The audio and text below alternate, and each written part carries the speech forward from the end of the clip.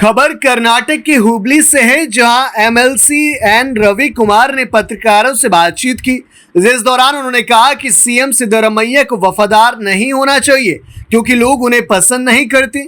उन्होंने ये भी संभावनाएं जताई कि सीएम सिद्धरामैया 2 दिन में अपने पद से इस्तीफा दे देंगे। रवि कुमार ने कांग्रेस नेता राहुल गांधी का जिक्र करते हुए सवाल किया कि सिद्धरामैया का इस्तीफा वाल्मीकि कांड में नागेंद्र के इस्तीफे की तरह क्यों नहीं स्वीकार किया जा रहा है। उन्होंने आरोप लगाया कि सिद्धरामैया संविधान को समझते हैं लेकिन सत्ता का दुरुपयोग कर रहे हैं। आगे उनका कहना था कि सीएम सिद्धरामैया इस स्थिति में ऐसा दिखा रहे हैं जैसे उन्हें लोगों की नजरों का डर नहीं है, जबकि वास्तव में काफी डरे हुए हैं। मुनिरत्न के घर पर एसआईटी की छापेमारी के संदर्भ में रवि कुमार ने कहा कि सीएम इस मामले में ऐसी कार्रवाई कर रहे हैं जैसे मुनिरत्न जेल जा रहे हो। ಮುನಿರತ್ನ ಅವರ ಮನೆ ಮೇಲೆ ನಮ್ಮ ಬಿಜೆಪಿ ಶಾಸಕರಾಗಿರುವಂಥ ಮುನಿರತ್ನಂ ಅವರ ಮನೆಯ ಮೇಲೆ SIT ದಾಳಿ ಆಗಿದೆ ಮತ್ತು ಒಂದು ಕೇಸನ್ನು ಮುಗಿಸಿ ಹೊರಗಡೆ ಬರ್ತಿದ್ದಂಗೆ ಮತ್ತೊಂದು ಕೇಸನ್ನು ಹಾಕ್ತಾ ಇದ್ದಾರೆ, ಮಗದೊಂದು ಕೇಸನ್ನು ಹಾಕ್ತಾ ಇದ್ದಾರೆ. ಇದನ್ನು ನೋಡಿದಾಗ ಕಾಂಗ್ರೆಸ್ ಪಾರ್ಟಿ ದ್ವೇಷದ ರಾಜಕಾರಣವನ್ನು ಮಾಡ್ತಾ ಇದೆ. ವೆಂಡೆಟ್ಟಾ ಪಾಲಿಟಿಕ್ಸ್ ದೇ ಆರ್ ಪ್ಲೇಯಿಂಗ್ ಅನ್ನುವಂಥದ್ದು ಯಾರಿಗಾದ್ರೂ ಕೂಡ ಗೊತ್ತಾಗ್ತಾ ಇದೆ. ಈಗ ಉದಾಹರಣೆಗೆ ಮುನಿರತ್ನಂ ಅವರ ಮೇಲೆ ಅಟ್ರಾಸಿಟಿ ಕೇಸ್ ಆಯಿತು, ಅರೆಸ್ಟ್ ಮಾಡಿದ್ರು, ನಮ್ಗೆ ವಿರೋಧ ಇಲ್ಲ. ಅದೇ ಅಟ್ರಾಸಿಟಿ ಕೇಸ್ ಚೆನ್ನಾರೆಡ್ಡಿ ಅವರ ಮೇಲೂ ಕೂಡ ಆಗಿದೆ, ಯಾದಗಿರಿ. ಯಾಕೆ ಅವ್ರನ್ನ ಅರೆಸ್ಟ್ ಮಾಡಲಿಲ್ಲ? ರಾಜಾರೋಷವಾಗಿ ಓಡಾಡ್ತಾ ಇದ್ದಾರೆ ಎಲ್ಲ ಕಾರ್ಯಕ್ರಮಗಳಲ್ಲಿ. ಅಟ್ರಾಸಿಟಿ ಕೇಸ್ ಹೇಗೆ ಇವ್ರನ್ನ ಅಟ್ರಾಕ್ಟ್ ಮಾಡತ್ತೆ ಮುನಿರತ್ನಂ ಅವ್ರ ಮೇಲೆ, ಇವ್ರನ್ನ ಯಾಕೆ ಅಟ್ರಾಕ್ಟ್ ಮಾಡಲ್ಲ? ಆದ್ರಿಂದ ಮತ್ತು ಅವ್ರ ಬೇಲ್ ಸಿಕ್ಬಿಟ್ಟು ಹೊರಗಡೆ ಬರ್ತಿದ್ದಂಗೆ ಮತ್ತೊಂದು ಕೇಸ್ ಹಾಕ್ಬಿಟ್ಟು ಒಳಗಡೆ ತಳ್ತಕ್ಕಂಥದ್ದು ಇದು ದ್ವೇಷದ ರಾಜಕಾರಣವನ್ನ ತೋರಿಸ್ತಾ ಇದೆ. ಆದ್ರಿಂದ ಇದು ಬಹಳ ದಿವಸ ನಡೆಯೋದಿಲ್ಲ. ಜನ ಇದಕ್ಕೆ ಕಾಯ್ತಾ ಇದ್ದಾರೆ, ಸಮಯವನ್ನು ಕಾಯ್ತಾ ಇದ್ದಾರೆ. ಡೆಫಿನೆಟ್ ಆಗಿ, ನಿಶ್ಚಿತವಾಗಿ, ಖಚಿತವಾಗಿ ಅವರಿಗೆ ಪಾಠವನ್ನು ಕಲಿಸ್ತಾರೆ. ಈಗ HD ಕುಮಾರಸ್ವಾಮಿ ಹಾಗೂ ನಿರ್ಮಲಾ ಸೀತಾರಾಮನ್ ರಾಜೀನಾಮೆ ಸಿಎಂ ಅವರು ಹೇಳಿದ್ದಾರೆ. ಅಲ್ಲ, ಇದು ಹಳೆ ಕೇಸು. HD ಕುಮಾರಸ್ವಾಮಿ ಅವರದು ಹಳೆ ಕೇಸು. ಹಳೆ ಕೇಸನ್ನ ಮತ್ತೆ ಓಪನ್ ಮಾಡಿಬಿಟ್ಟು ಕೆಸರಾಚಾಟವನ್ನ ಮಾಡೋದು ಎಷ್ಟು ಸರಿ? ಈಗ ಅವರು ಕ್ಲಿಯರ್ ಆಗಿ ಹೇಳಿದ್ದಾರೆ. ಅದು ನಿನ್ನೆ ಪ್ರೆಸ್ ಕಾನ್ಫರೆನ್ಸ್ ಕೂಡ ಮಾಡಿ ಹೇಳಿದ್ದಾರೆ. ಆದ್ರಿಂದ ಇದು ಮತ್ತೆ ನಾನು ಅದನ್ನೇ ಹೇಳ್ತಾ ಇದ್ದೀನಿ, ದ್ವೇಷದ ರಾಜಕಾರಣವನ್ನು ಕುಮಾರಸ್ವಾಮಿ ಅವ್ರ ಮೇಲೂ ಮಾಡ್ತಾ ಇದ್ದಾರೆ, ಯಡಿಯೂರಪ್ಪನವ್ರ ಮೇಲೂ ಮಾಡ್ತಾ ಇದ್ದಾರೆ. ಅದೇ ತರ ಈಗ ಎಲೆಕ್ಷನ್ ಬಾಂಡ್, ಎಲೆಕ್ಟೋರಲ್ ಬಾಂಡ್, ಅದಕ್ಕೆ ಹಣ ಕಲೆಕ್ಟ್ ಮಾಡ್ತಕ್ಕಂಥ ವಿಷಯದಲ್ಲಿ ನಿರ್ಮಲಾ ಸೀತಾರಾಮನ್ ಅವ್ರ ಮೇಲೆ FIR ಮಾಡ್ತಕ್ಕಂಥ ವಿಷಯ. ಈಗ ಮುಂಚೆ ಕಾಂಗ್ರೆಸ್ ಪಾರ್ಟಿ ಚುನಾವಣೆಗೆ ಬೇಕಾಗಿರ್ತಕ್ಕಂಥ ಹಣವನ್ನ ಹೇಗೆ ಕಲೆಕ್ಟ್ ಮಾಡ್ತಾ ಇತ್ತು, ಎಷ್ಟು ಕಲೆಕ್ಟ್ ಮಾಡ್ತಾ ಇತ್ತು, ಯಾರಿಗಾರ ಗೊತ್ತಾಗ್ತಿತ್ತ? ಯಾರಿಗೂ ಕೂಡ ಗೊತ್ತಾಗ್ತಿರ್ಲಿಲ್ಲ. ಕಾಂಗ್ರೆಸ್ನವ್ರು ಎಷ್ಟು ಕಲೆಕ್ಟ್ ಮಾಡಿದ್ರು, ಎಷ್ಟು ತಿಂದ್ರು ಗೊತ್ತಾಗ್ತಿರ್ಲಿಲ್ಲ. ಈಗ ನಾವು ಅದಕ್ಕೊಂದು ಸಿಸ್ಟಮ್ ಮಾಡಿದೀವಿ. ನಮ್ಮ ಭಾರತೀಯ ಜನತಾ ಪಾರ್ಟಿ ಸರ್ಕಾರ ಬಂದ ಮೇಲೆ ಕಾಂಗ್ರೆಸ್ನವರು ಕೂಡ ಎಲೆಕ್ಟೋರಲ್ ಬಾಂಡ್ ಮೂಲಕ ಹಣ ಸಂಗ್ರಹ ಮಾಡಿದ್ದಾರೆ, JDSನವ್ರು ಮಾಡಿದ್ದಾರೆ, SP ಮಾಡಿದೆ, BSP ಮಾಡಿದೆ, ಮಮತಾ ಕಾಂಗ್ರೆಸ್ನವ್ರು ಮಾಡಿದ್ದಾರೆ, NCP ಮಾಡಿದೆ, ಎಲ್ಲ ಪಾರ್ಟಿಯವರು ಮಾಡಿದ್ದಾರೆ. ಅವರವ್ರ ಶಕ್ತಿಯಾನುಸಾರ, ಅವರವ್ರ ನೆಟ್ವರ್ಕ್ ಅನುಸಾರ ಎಲೆಕ್ಟೋರಲ್ ಬಾಂಡ್ ಮೂಲಕ ಹಣ ಸಂಗ್ರಹ ಆಗಿದೆ. There is a account also. ಇದ್ರ ಬಗ್ಗೆ ಕೇಸ್ ಹಾಕುವಂತ ವಿಷಯ ಏನಿದೆ? ಅದಕ್ಕೆ ಕರ್ನಾಟಕ ರಾಜ್ಯದಲ್ಲಿ ಎಲ್ಲಿಲ್ಲದ ಭ್ರಷ್ಟಾಚಾರ, ಮಿತಿಮೀರಿದ ಭ್ರಷ್ಟಾಚಾರ ನಡೀತಾ ಇದೆ. ಇದನ್ನ ಮುಚ್ಚಾಕೋದಕ್ಕೋಸ್ಕರವಾಗಿ ಏನಾದ್ರೂ ಒಂದು ಕೇಸ್ ಹಾಕ್ಬಿಟ್ಟು ನಾವು ಕೂಡ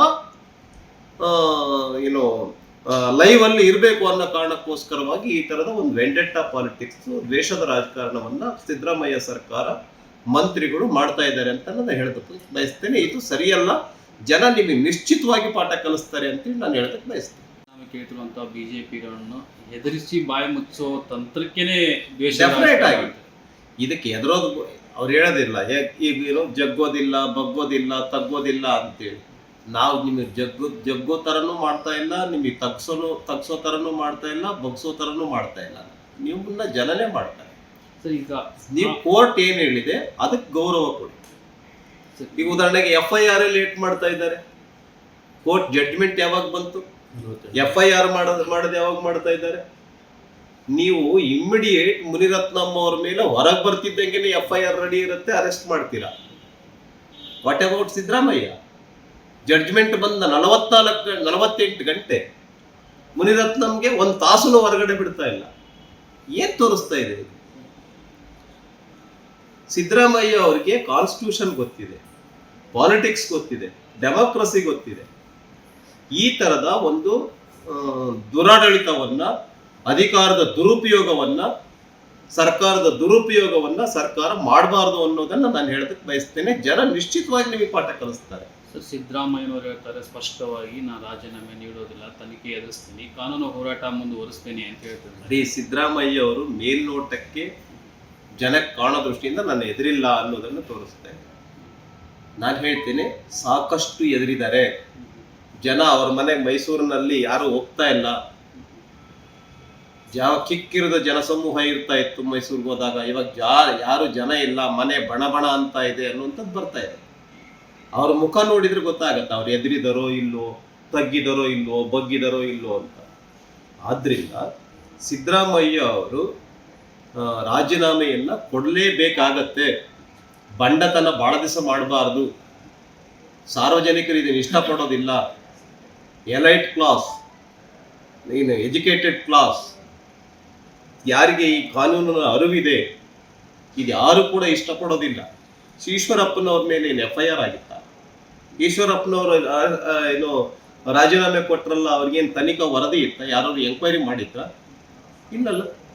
ಅಷ್ಟೇ ಯಾಕೆ, ನಿಮ್ಮದೇ ಸರ್ಕಾರದಲ್ಲಿ ನಾಗೇಂದ್ರ ಅವರ ರಾಜೀನಾಮೆಯನ್ನ ತೆಗೆದುಕೊಂಡ್ರಲ್ಲ, ಮಹರ್ಷಿ ವಾಲ್ಮೀಕಿ ಅಭಿವೃದ್ಧಿ ನಿಗಮದಲ್ಲಿ 187 ಕೋಟಿ ಭ್ರಷ್ಟಾಚಾರ ಆಯಿತು, ಹಣ ಟ್ರಾನ್ಸ್ಫರ್ ಆಯಿತು, ತೆಲಂಗಾಣಕ್ಕೆ ಹೋಯ್ತು ಅನ್ನೋ ವಿಷಯದಲ್ಲಿ ನಾಗೇಂದ್ರ ಅವ್ರನ್ನ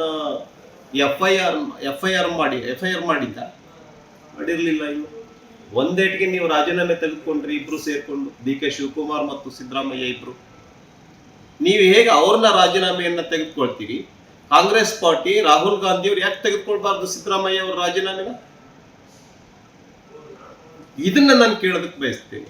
ಒಬ್ಬ ST ಸಮುದಾಯಕ್ಕೆ ಸೇರಿರ್ತಕ್ಕಂಥ ನಾಗೇಂದ್ರ ಅವರ ಮೇಲೆ FIR ಆಗದೆ ಇದ್ರು, ಎಂಕ್ವೈರಿ ಆಗದೆ ಇದ್ರು, ನೀವು 187 ಕೋಟಿ ರೂಪಾಯಿ ಹಣ ಭ್ರಷ್ಟಾಚಾರ ಆಗಿದೆ, ಅದರೊಳಗೆ 89 ಕೋಟಿ ಮಾತ್ರ ಭ್ರಷ್ಟಾಚಾರ ಆಗಿರೋದಂತೂ ಒಪ್ಕೊಂಡು ಅವ್ರನ್ನ ರಾಜೀನಾಮೆಯನ್ನ ತೆಗೆದುಕೊಳ್ತೀವಿ. ನಿಮ್ ಬಗ್ಗೆ ಕೋರ್ಟ್ನ ಜಡ್ಜ್ಮೆಂಟ್ ಇದೆ.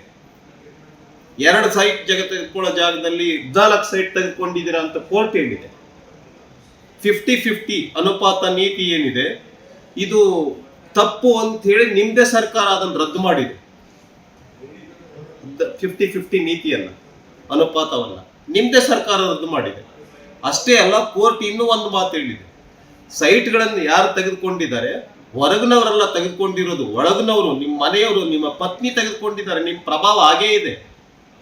ನಿಮ್ಮ CM ಇದ್ದಿದ್ರಿಂದನೇ 14 ಸೈಟ್ ಸಿಕ್ಕಿರೋದು. It is open truth. ಹಾಗಾಗಿ ತಪ್ಪಾಗಿಲ್ಲ ಅಂತ, ತಪ್ಪಾಗಿಲ್ಲ, ನಾನು ತಪ್ಪು ಮಾಡಿಲ್ಲ, ಯಾಕೆ ರಾಜೀನಾಮೆ ಕೊಡಬೇಕು ಅಂತ ಕೇಳ್ತಿರಲ್ಲ. ನೀವು ತಪ್ಪು ಮಾಡದೇ ಇದ್ರೆ FIR ಆಗ್ತಿತ್ತ ನಿಮ್ಮ ಮೇಲೆ? ನೀವು ತಪ್ಪು ಮಾಡದೇ ಇದ್ರೆ ಕೋರ್ಟ್ ಜಡ್ಜ್ಮೆಂಟ್ ಬರ್ತಿತ್ತ ನಿಮ್ಮ ಬಗ್ಗೆ, ನಿಮ್ ಸಂಬಂಧಪಟ್ಟಂತೆ ಎಂಕ್ವೈರಿ ಕಂಡಕ್ಟ್ ಆಗ್ತಿತ್ತ?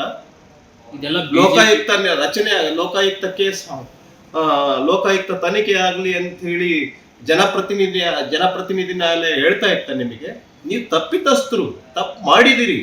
2 ಕೋರ್ಟ್ನ ಜಡ್ಜ್ಮೆಂಟ್ ಇದೆ, FIR ಆಗಿದೆ ನಿಮ್ಮ ಮೇಲೆ. ಆದ್ರೂ ನಾನು ಬಂಡತನ, ನನ್ನ ಮೇಲೆ ನಾನು ತಪ್ಪೇ ಮಾಡಿಲ್ಲ ಅಂತ ಜನ ಒಪ್ತಾರ? ಸರಿನಾ ಇದು? ಕಾಂಗ್ರೆಸ್